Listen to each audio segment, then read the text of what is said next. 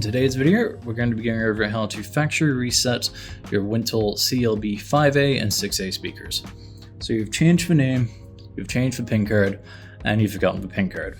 Not to worry, we can just factory reset the unit via the same app and same methods we used to change it to begin with. So if you haven't already, download and install the FeasyBlue app as located on the Google Play Store and the Apple App Store, and open it up. Once it's open, you're going to be greeted by this lovely landing page once again. You can either wait for it to close or you can tap close in the top right hand corner.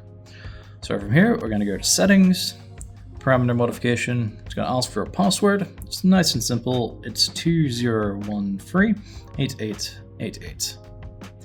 Now it's going to bring us into the parameter modification settings.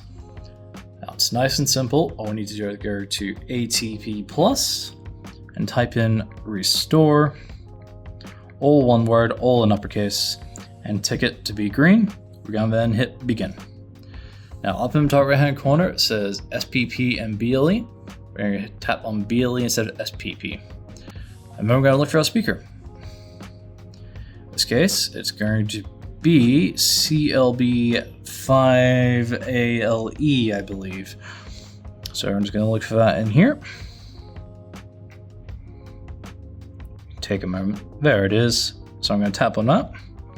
It's going to bring up this lovely page again. I was going to say successfully entered via command and disconnect. We're now going to then go ahead and power off the speaker for a moment. I'm going to power back on after a couple seconds. So once your speaker is back on, and the speaker says Bluetooth on, we can then go back to our Bluetooth settings, go to details once more. And in here should be CLB5A, once more, no passcode, pair, and you can verify you've connected to the speaker by it saying Bluetooth connected. It's that simple, that's all you have to do to reset it. That is all.